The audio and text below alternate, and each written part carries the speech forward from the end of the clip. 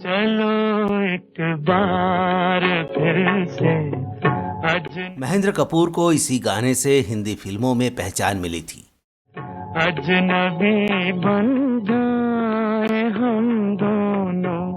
ये गाना महेंद्र कपूर जी को एक संयोग से मिला था।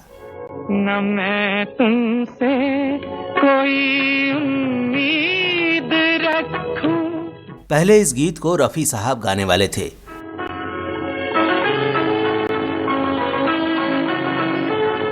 लेकिन बी आर चोपड़ा जी के कैंप से रफी साहब का नाता ऐसा टूटा कि महेंद्र कपूर जी चोपड़ा जी की फिल्मों के स्थायी गायक बन गए। अफसाना जिसे अंजाम तक। इसी गाने में साहिर लुधियानवी साहब ने दिल टूटने से अपने ही जज्बात जाहिर किए थे। लाना न हो मुमकिन। साहिर साहब की इस गजल पर संगीतकार रवि जी ने 31 धुनें बनाई थीं। सूरत मोड़ देकर छोड़ना अच्छा।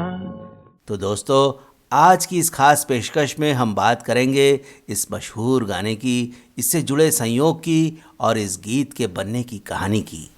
तो चलिए शुरू करते हैं संगीत का ये सफर।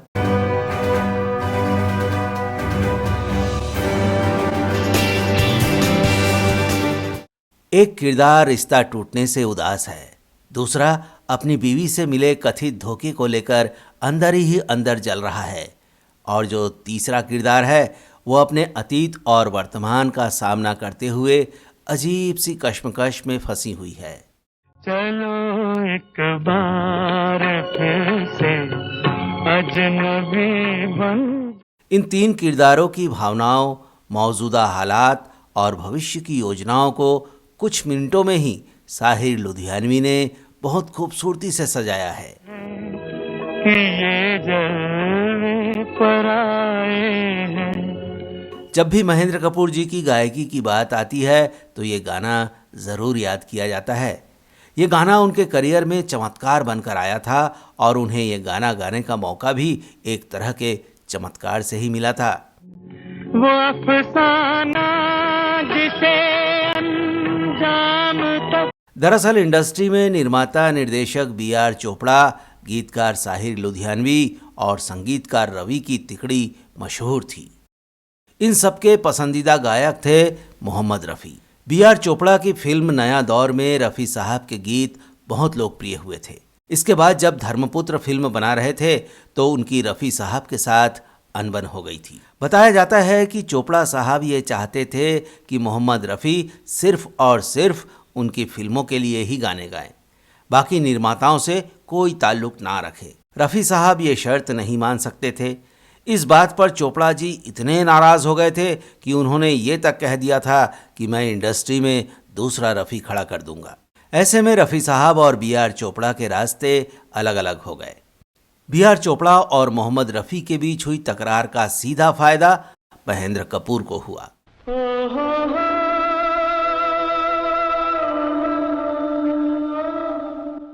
कई बार किस्मत सिर्फ एक मौका देती है और उससे इंसान की तकदीर पूरी तरह पलट जाती है। महेंद्र कपूर जी के साथ ऐसा ही हो रहा था। वो अब बी आर चोपड़ा कैंप से जुड़ गए थे। चोपड़ा जी ऐसे फिल्मकार थे जिन्होंने नए नए संगीतकारों को मौका दिया और रफ़ी साहब और लता जी से औरों की तुलना में कम गीत गवाए। फिर भी उनके बैनर का संगीत कहीं से कमज़ोर नहीं होता था। इस तरह बी आर चोपड़ा, साहिर लुधियानवी, रवि और महेंद्र कपूर की चौकड़ी बन गई। इस चौकड़ी ने उस दशक में धूम मचा दी थी। चलो एक बार फिर से अजनबी बन जा। महेंद्र कपूर बी आर चोपड़ा जी के कैंप से जुड़ जरूर गए थे, लेकिन रफ़ी साहब से उनके संबंध मधुर ही बने रहे। वो रफ़ी साहब को अपना गुरु मानते थे। रफ़ी साहब भी महेंद्र कपूर जी को पहचान मिलती देख खुश हो गए। गुमराह फिल्म की कहानी एक प्रेम तिकोण है। इस कहानी में माला सिन्हा की शादी अशोक कुमार से हो जाती है, लेकिन उनका एक अतीत है जिसमें वो एक कलाकार बने सुनील दत्त से प्यार करती थी। तुझको मेरा प्यार पुकारे। एक दिन जब अशोक कुमार सुनील दत्त के स्टूडियो में अपनी पत्नी का पोस्टर देखते हैं तो उन्हें माला सिन्हा पर बेवफा होने का शक होता है। वो दोनों की परीक्षा लेने के लिए सुनील दत्त को अपने घर बुलाते हैं। ये गाना इसी हालात पर फिल्म में आता है।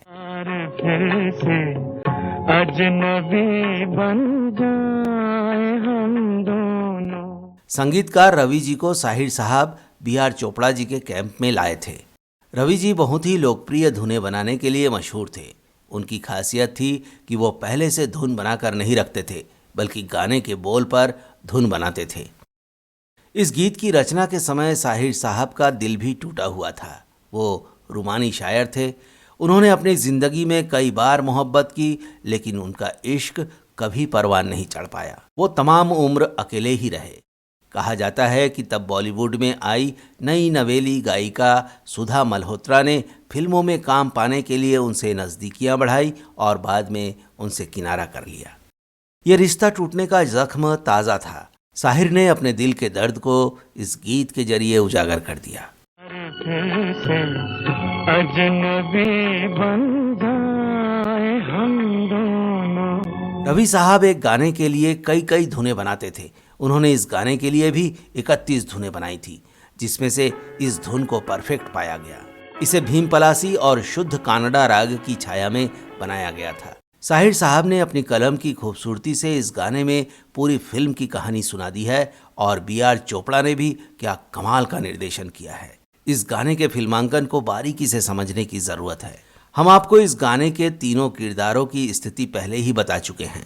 इसमें चौथा किरदार ये पियानो है।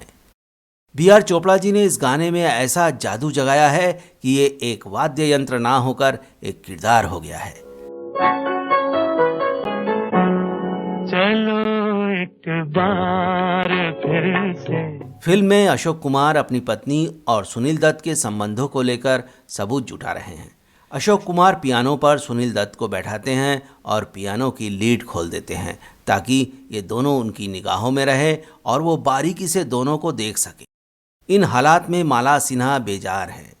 सुनील दत्त भी अब मान चुके हैं कि अब माला सिन्हा का भविष्य उनके नहीं बल्कि अशोक कुमार के साथ है। मेरे हमराह भी रुसवाइयां हैं मेरे माजी की। गीत में माला सिन्हा का अभिनय भी बहुत बांधने वाला है।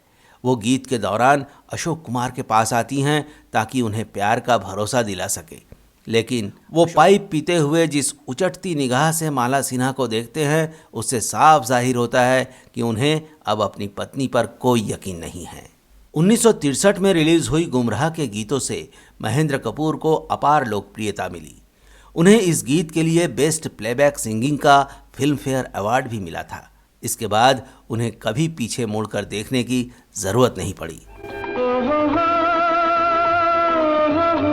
रिश्ते का टूटना हमेशा तकलीफदेह होता है। रिश्ता टूटने पर दिलो दिमाग में यही सवाल घूमता रहता है कि आखिर बरसों में बना ये रिश्ता क्यों टूटा। ऐसे में साहिर लुधियानवी का लिखा ये गीत रास्ता दिखाता है कि रिश्ता खत्म हो जाने के बाद उसे एक खूबसूरत मोड़ देकर छोड़ा जा सकता है और मूव ऑन किया जा सकता है। चलो एक बार फिर से। तो आप भी इस गीत का पूरा आनंद उठाइए। इस पेशकश में इतना ही दोस्तों, आपका बहुत बहुत धन्यवाद।